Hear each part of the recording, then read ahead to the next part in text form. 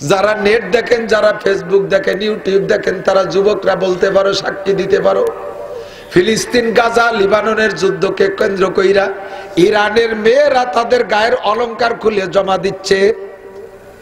দেখছেন কি দেখেন নাই? খবর শুনছেন, দুই একজন সাক্ষী দেন। ইরানের মেয়েরা তাদের ইরানি মেয়েদের আল্লাহ তাআলা সম্পদ দিয়েছে, ইরান নিজেরাই একেবারে স্বয়ং সম্পূর্ণ আল্লাহ তাদের করে দিয়েছে। তারা অভাবী না, অনেক অনেক অলংকার ব্যবহার করে, এক একটা নেকলেস ব্যবহার করে, 1 পোয়া 1.5 পোয়া আধা কেজি স্বর্ণ, 3 পোয়া স্বর্ণের এই অলংকারগুলো তারা জিহাদের জন্য খুলে দিয়েছে। আমার মা বোনদের কাছে যদি কখনো দিনের জন্য কোনো চাঁদা চাওয়া হয়, তখন তারা ওড়ামুড়া করে, ও মা তুমি যদি জান্নাতি হইতে চাও, ওই মেয়েদের সাথে জান্নাতি হইতে পারবা। কালেকশন যখন আসে তখন তুমি উজাড় করে দিয়ে দিবা। আবু বকর কয়েন পাকুম আলী আলা আমেরিকা, আমার যে 3টে জিনিস ভালো লাগে, 1 নম্বরে আপনার চেহারার দিকে তাকিয়ে থাকা, 2 নম্বরে আপনার হুকুমে আমার সব মাল আল্লাহর রাস্তায় খরচ করে দেওয়া, 3 নম্বর হলো আপনি যে কথাটা 3 নম্বর বলেছেন, ওই কথার সাথে আমার 3 নম্বর কথাটা আপনি বলেছেন আপনার নারী জাতি ভালো লাগে, 2 নম্বর কথাটা আপনার নারী জাতি ভালো লাগে। আপনার ঘরে স্ত্রী নাই, আমার 3 নম্বর দাবিটা হলো ওয়া আইয়াকুনা বিনতি ফি বাইতিক, আমার একটা মেয়েকে দিয়ে যদি আপনার স্ত্রীর চাহিদাটা পূরণ করতে পারতাম, আমার একটা মেয়ে আপনার সাথে বিয়ে দিয়া আপনার স্ত্রীর চাহিদা পূরণ করতে পারলে আমার দিলটা ঠান্ডা হয়ে যেত। তখন সিদ্দিক আকবর আবু বকরের মেয়ে আয়েশার বয়স মাত্র 6 বছর। কয় বছর? 6। এই 6 বছরে মেয়ে বিয়ে দেবে 50 বছরে নবীর সাথে। আল্লাহ, যেই নবী দীর্ঘ এতদিন পর্যন্ত 25টি বছর ঘর সংসার করছে একটা বুড়ি মহিলা খাদিজাকে নিয়ে, তার ঘরে 6 বছরে মেয়ে বিয়ে দেওয়ার প্রস্তাব আবু বকরের। লম্বা কিস্সা, আরো সাহাবাদের বর্ণনার পরে মজলিস শেষ। রাতের বেলা আবু বকর নবী পাক স্বপ্নে দেখতেছেন, ফাজা জিবরিল আলাইহিস সালাতু ওয়াস সালাম, জিবরাইল আসছে। নবী পাকের স্বপ্ন বিলকুল ওহী। জিবরাইল এসে দেখাচ্ছে একটা রেশমি কাপড়ের গায়ে সুন্দর একটা মেয়ে। আর তারিফু হাজি ইয়া রাসূলুল্লাহ, মেয়েটারে চেনেন হুজুর? হুজুর বলতেন সাতাকুনু বিনতে আবি বকর আয়েশা, সিনা সিনা তো মনে হয় আবু বকরের মেয়ে আয়েশা নাকি? কালা নাম, জি আবু বকরের মেয়ে আয়েশা। আর বাড়াই নাই, এ পর্যন্ত শেষ। পরপর 3 রাত দেখাইছে যাতে দেখাটা সহি হয়, গলত না হয়। 3 রাত্রে চেনছেন। 3য় রাত্রে প্রস্তাব দিয়েছে জিবরিল স্বপ্নে, আর তো হেব্বুহা, মেয়েটারে পছন্দ হয়? হুজুরকে কয়লা নাম, পছন্দ হয়, মেয়েটারও পছন্দ হয়, তার বাপরে পছন্দ হয়, তার বাপ তো আমার বন্ধু, পছন্দ হয়। তো একটুক মেয়ে পছন্দের প্রস্তাব দিলে জিবরাইল বলতেছে হুজুর 3 দিন আগে আপনার সামনে আবু বকর বলেছিল তার একটা মেয়ে আপনার স্ত্রী বানায় দিতে পারলে খুশি হয়, তার দিল ঠান্ডা হয়, আর সে আজিম এই কথা কবুল হয়ে গেছে। আল্লাহ পাক আমাকে দিয়ে আপনার কাছে প্রস্তাব পাঠিয়েছে। যারা আছেন নেট দেখেন, আরবি যদি লিখতে পারেন, আপনি গুগলে সার্চ দিয়ে হুব্বিবা ইলাইয়া মিন দুনিয়াকুম সালাস একটুক যদি আরবিতে লিখতে পারেন, দেখবেন পুরো হাদিস রিডিং চলে আসছে। বাংলা তরজমা যদি না পারেন হুজুরদের কাছ থেকে শুনে নেবেন, লম্বা আরো সামনে রয়েছে। আল্লাহ পরিষ্কার হাদিস।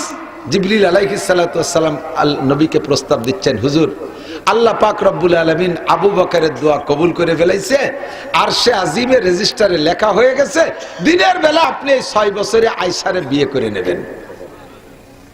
6 বছর বয়সের আয়েশারে দিনের বেলা। মক্কায় থাকতে আয়েশার সাথে হুজুরের বিয়ে হয়ে গেছে।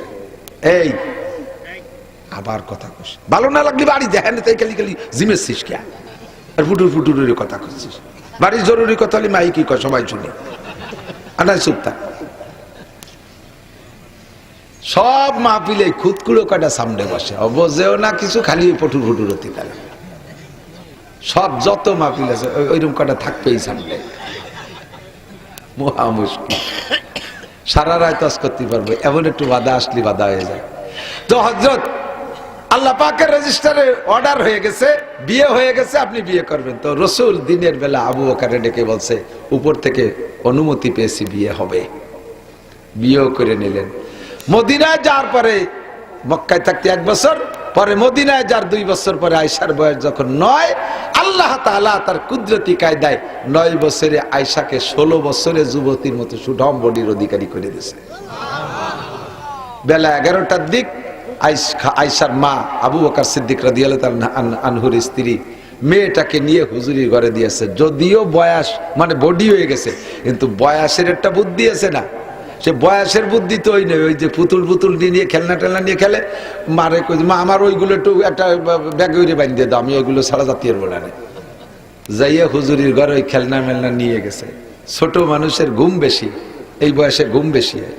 আমার একটু একটা মেয়ে আছে 8-9 বছর বয়স, সকালবেলা মক্তবে যাবে, ওর পাকা পাকা কথা কয় ছোটবেলা থাকতে যে সময় আমি কোলেছিলাম ওই সময় আমি এই ভোরে একটু ঘুমালি, আমার মা একটু কাজ করতে পারতো, সেই সময় আমার ঘুম ভেঙে যেত, আমি কানতাম, আম্মুরে বিরক্ত হতাম। আর এখন সকালবেলা ঘুম ভেঙে গেলে একটু মক্তবে যাতে হবে, তা মোটে ঘুম ভাঙ্গেই না, মক্তবে যাতেই পারি। এই বয়সে ঘুম বেশি।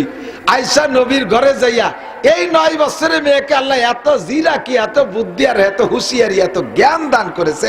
নবী পাকের সম্পূর্ণ রুচি আয়েশা কন্ট্রোল করে যখন যা লাগবে তখন তা পরিবেশন করা শিখে গেছে। স্বামীকে যেভাবে খেদমত করা দরকার সেইভাবে খেদমত করে মডেল তৈরি করছে। কিন্তু ঘুমের প্রভাব মাঝে মাঝেই রুটি বানাবো বলে আটা সেনতে যাইয়ে সে আটা সেনা আটার মধ্যে 8 জন রয়েছে, আয়েশা কাইতে ঘুমাই রয়েছে। খালি ঘুমাই নেই, সজাগ হয়ে যাচ্ছে, হাতের মধ্যে ছাগলে আটা খাইয়ে চলে গেছে, তাও উনি টের পাইনি। আল্লাহু আকবার। নবী একদিন বলতেছে আয়েশা আমি একটু তোমার সাথে রুটি বানানোর কাজে শরীক হতে চাই, রুটি বানানোর কাজে শরীক হব। তো ঠিক আছে হুজুর আপনি বানাই দেন, আমি সেকি। তো হুজুর বলতেছে না আয়েশা তুমি বানাই দাও আমি সেকি। তা আয়েশা বলতেছেন না হুজুর আপনি বানাই দেন আমি সেকি।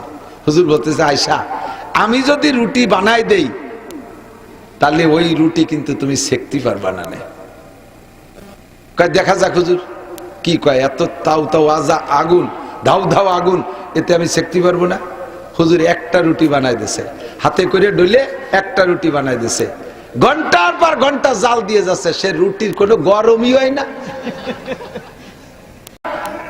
পরে বলতেছে হুজুর ঘটনা কি? আয়েশা এই আটা মুহাম্মদুর রাসূলুল্লাহর হাতের সাথে ছোঁয়া লাগছে, মুহাম্মদুর রাসূলুল্লাহর হাতের সাথে যার ছোঁয়া লাগে সেটা আগুনে তাকে কোনোদিনও স্পর্শ করে না। যার কারণে হুজুরের চাচাজান খাজা আবু তালেব জাহান্নামে যাবে, চির জাহান্নামী, 1 সেকেন্ডের জন্য জান্নাতে যাবে না। আবু তালেবের সারাগার কোনো জায়গা আগুন স্পর্শ করবে না, শুধু পায়ে থাকবে আগুনের জুতা। সাহাবায়ে কেরাম জিজ্ঞেস করলেন হুজুর কারণ কি? কারণ হলো আমার এই চাচা আমার ছোটবেলা থেকে মাথায় করছে, মাথার উপরে উঠেছে, এই জন্য মাথায় আগুন লাগবে না। মুখের সাথে মিঠে চুমো খাইছে, মুখে আগুন লাগবে না। পিঠে করে কত ঘুরছে, এই জন্য পিঠে আগুন লাগবে না। বুকে জড়ায় ধরছে, এই জন্য হাত বুকে লাগবে না। রানের সাথে কোলের পর আমারে বসায় রাখছে, এই জন্য ওখানে আগুন লাগবে না।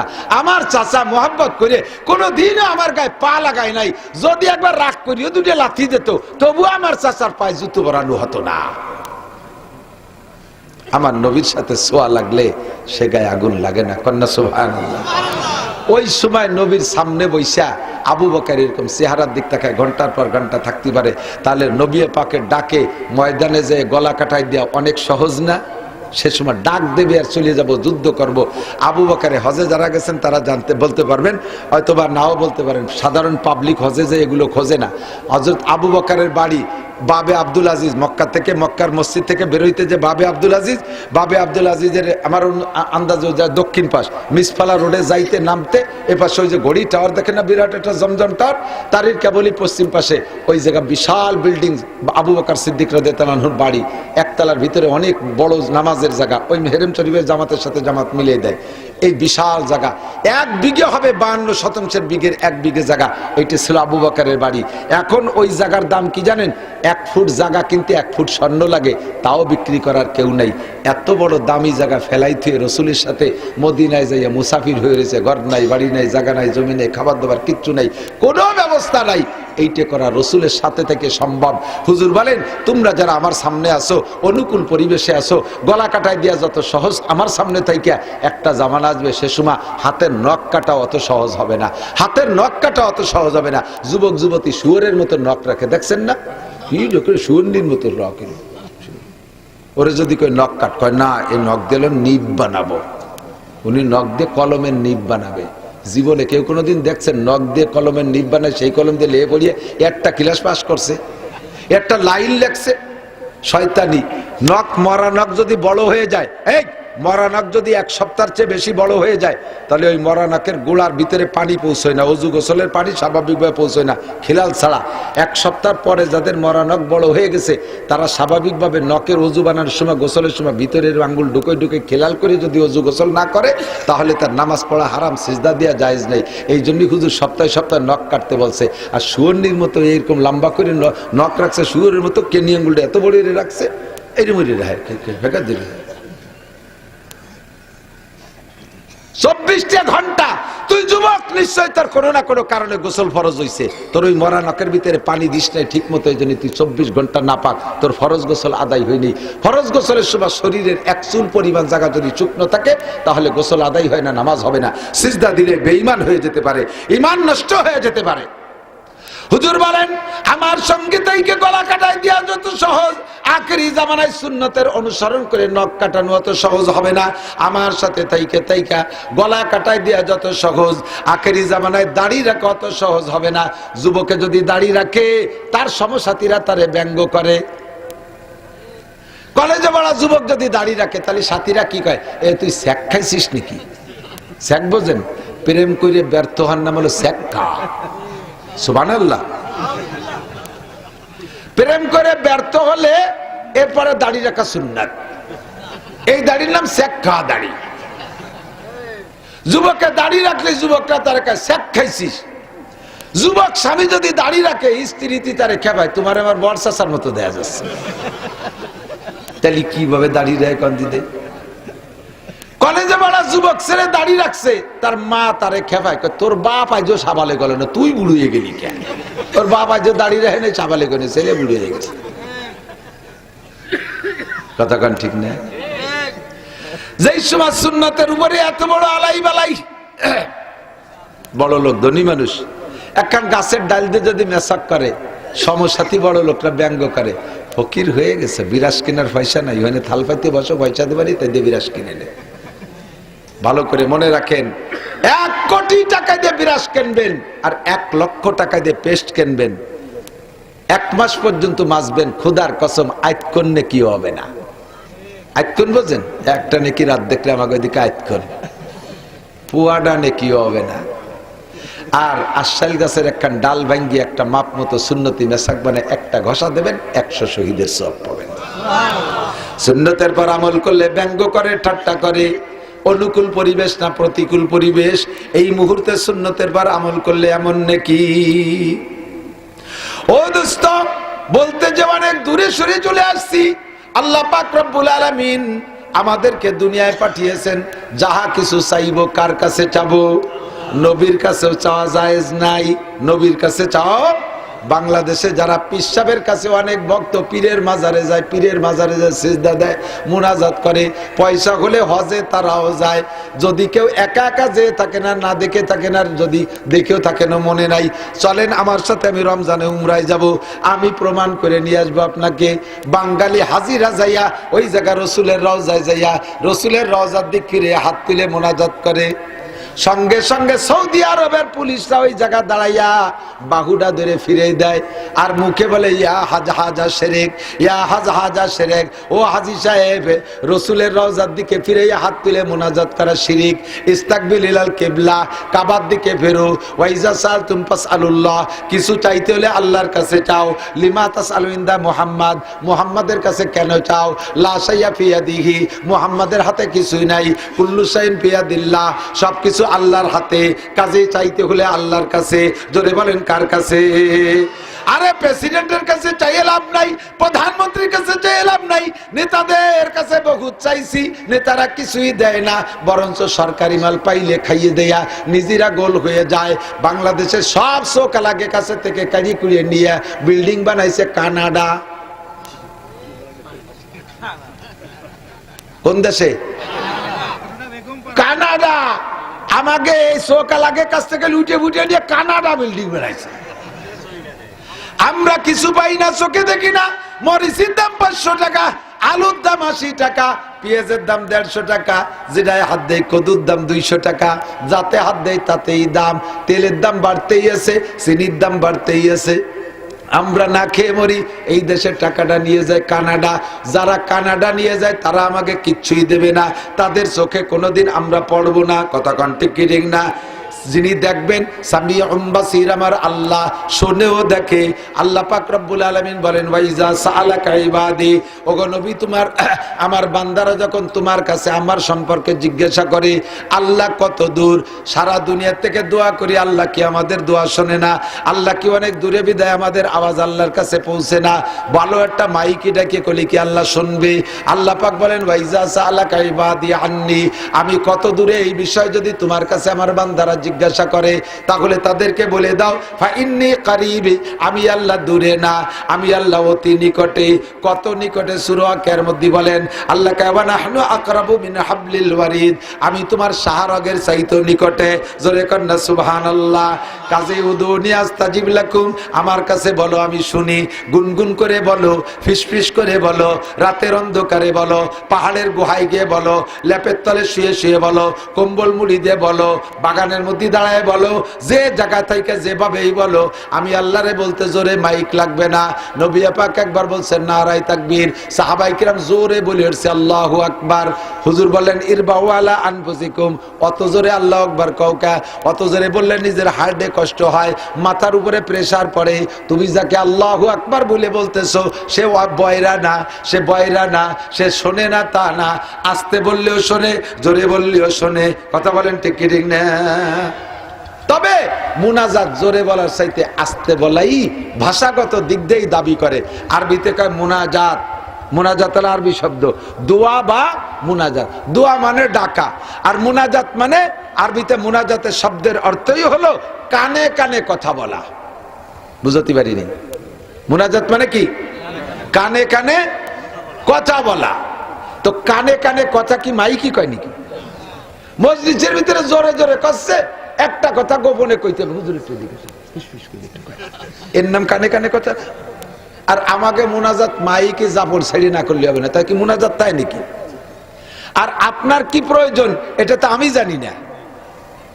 আপনারা এখানে যত মানুষ আসছেন তত প্রকারের প্রয়োজন, আর আমি মুনাজাত করব, আমার মুনাজাত তো আমার প্রয়োজনগুলোর দিকে আমার খেয়াল পড়বে, ঠিক না? তা আমি আমার গুলি বলে বলে এই জায়গা মুনাজাত করব, আপনারা আল্লাহুম্মা আমিন কইয়া আমার জন্য আমারটা কবুল করেন। আপনি তো খালি এতে বাড়ি গেলেন। দুটি একটা মিললে মিলতে পারে, সব মিলবে না। আর সব কথা হুজুরে যে বলানো যায় না।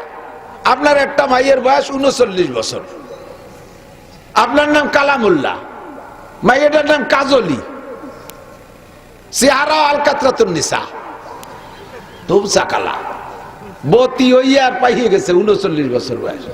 এই মাইয়েটার বিয়ে হয় না, বুড়ো এখন মরে মরে বাপ, কত চিন্তে কন্ত, মাথায় ঠাঠা ভরতেছে না। কারণ আমি বড় হুজুর, আজকে আমার করে হুজুর এই মজলিসের মধ্যে আমার মাইয়েটার বিয়ে সম্পর্কে একটু দোয়া করেন।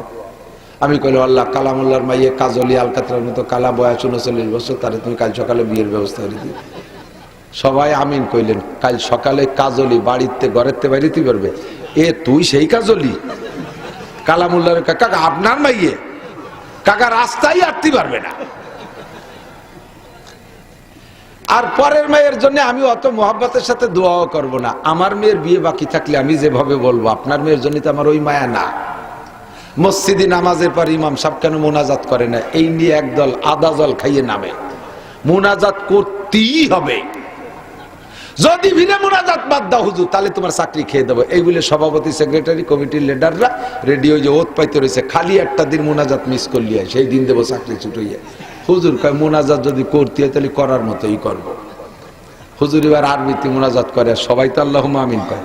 হুজুর আরবিতে মোনাজাত করে আল্লাহুম্মা খুজ আদাই, সবাইকে আল্লাহুম্মা আমিন। আল্লাহুম্মা জালজিল আকদামাহুম, আল্লাহুম্মা শাত্তিত শামলাহুম, আল্লাহুম্মা মাসজিদ জামাহুম, আল্লাহুম্মা সাবিদ উজুহাহুম, আল্লাহুম্মা ফুল্লা হাদ্দাহুম, আল্লাহুম্মা দাম্মির দিয়ারাহুম, আল্লাহুম্মা খর্রিব বানি বুনিয়ারাহুম, আল্লাহুম্মা খালিব বাইনা কালিমাতিহিম, আল্লাহুম্মা খুজু মাকজা আজিজি মুক্তাদির। এই কয়েকে দোয়া দিচ্ছে, আর সেই কয়জন আল্লাহুম্মা আমিন করছে। কি কইছে জানেন ইমাম সাহেব? আল্লাহ যে কয়টা আমার পিছনে লাগছে তুমি সেই কয়টার পিছনে লাগো, আর সেই কয়টাই কয় আল্লাহুম্মা আমিন। ঠিক আছে আল্লাহ লাগো।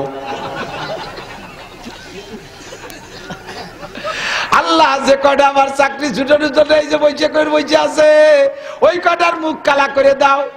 আরবিতে কয়, ওরা কয় আল্লাহুম্মা আমিন, ঠিক আছে আল্লাহ দাও। আল্লাহ এই কয়টার মধ্যে মতানৈক্য সৃষ্টি করে দাও, গ্যাঞ্জাম বাধাই দাও। ওরা কয় আল্লাহুম্মা আমিন, দাও গ্যাঞ্জাম। মোরা যাচ্ছে জ্যোতি ডাতি সভাপতি সেক্রেটারির মসজিদে দাঁত ফেলাই দিয়েছে, ওই মসজিদের মধ্যে দোয়া কবুল হয়ে গেছে।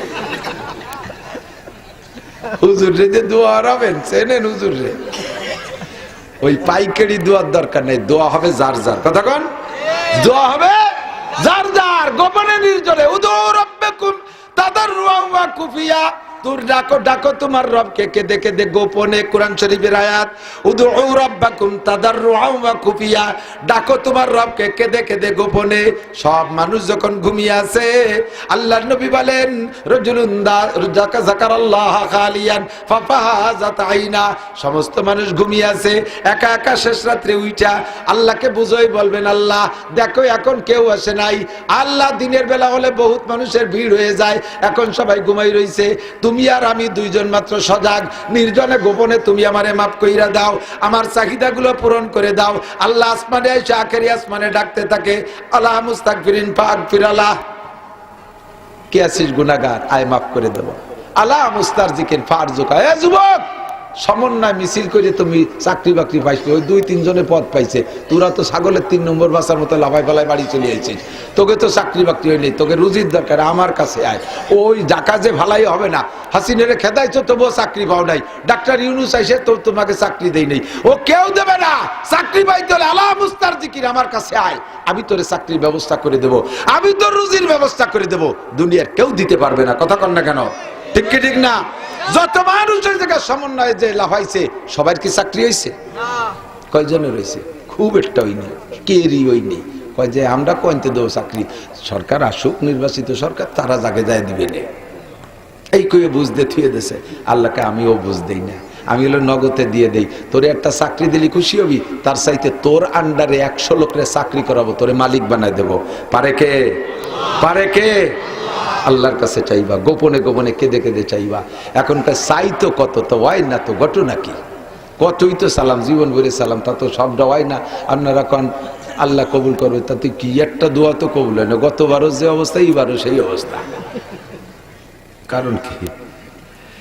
আল্লাহ ইব্রাহিম ইবনে আদহাম রাহমাতুল্লাহ আলাইহি ওনার শাগরেদ এই কথাটাই জিজ্ঞেস করেছিলেন, হুজুর আল্লাহ বললেন দোয়া করো, কবুল করবো, কোনো দোয়াই তো কবুল হয় না, ঘটনা কি? আগেও যেমন এখনো তেমন। তো উনি বললেন 5টা কারণে দোয়া কবুল হয় না, এই 5টা কথা মনে রাখবেন। 5টা দোষে দোয়া কবুল হয় না। কয় দোষ? 5টা দোষ। মানুষের মধ্যে ফরজ তরফ করছিস কেন? সেগুলোই দেন না। কথা কি? কথা কোন ঠিক না? নিজের আগাগুড়া শয়তানিতি ভরা, আর কেডা একটু কি এলো তাই নিয়ে দোষ টুকায় বেড়ায়। 99% মানুষের স্বভাবেই নিজের দোষের দিকে কেউ তাকাবে না। যদি বলি এত গজব কি জন্য, যদি আপনাদের কাছে বলি দেশে এত গজব আলাই বালাই আপদ বিপদ কি জন্য? দেশের মানুষ ভালো না হুজুর, দেশের মানুষ ভালো না, তার মানে সবাই খারাপ, উনি খালি ভালো, ঠিক না? যদি বলি যে এত গজব কেন, বলা উচিত কি আমার দোষে আল্লাহ গজব দেশে, আমি ভালো না। বলেন কে ভালো না? একটু বলতে পারবেন কে ভালো না? আমি ভালো না, আমার অন্যায় এত বেশি, আমার একার অন্যায়ের কারণে আল্লাহ তাআলা গজব দেশে। এই অতিবৃষ্টি, সিডার, সোনাবি, নার্গিস, আইলা, আমপান, বুলবুল, ফানি, লাস্টে যে দানা দিয়ে কানায় হয়ে গেছে। এই এত গজব আজব কি জন্য? কয় দেশের মানুষ ভালো না, দেশের সব মানুষ ভালো, আমি ভালো না। প্রত্যেকটা মানুষ যদি বলে আমি ভালো না, তাহলে আমি ভালো না যদি বলে আমি দোষী, তাহলে আর একজনের দোষ টুকাতে যাবে না, আর একজনের সাথে গ্যাঞ্জামও হবে না। আর একজনের সাথে এই গ্যাঞ্জাম হলো কেন? আমার দোষ হয়েছে, আমি ভালো না। তাহলে গ্যাঞ্জাম মিটে গেল, আর কোনো সমস্যা নেই। সারাটা দেশের মানুষের একই স্বভাব, অন্যের দোষ ত্রুটি তালাশ করে বেড়ায়, নিজের কোনো দোষের দিকে তাকায় না। আল্লাহ কয় এই জন্য তোমার দোয়া কবুল হয় না। তুমি 5টা দোষ মুক্ত হয়ে আসো, তাহলে তুমি যা বলবা সাথে সাথে নগদে পেয়ে যাবা। আল্লাহ তাআলা আমাদের এই 5টা দোষ থেকে খাস তওবা করার তৌফিক দান করে, বলেন আমিন।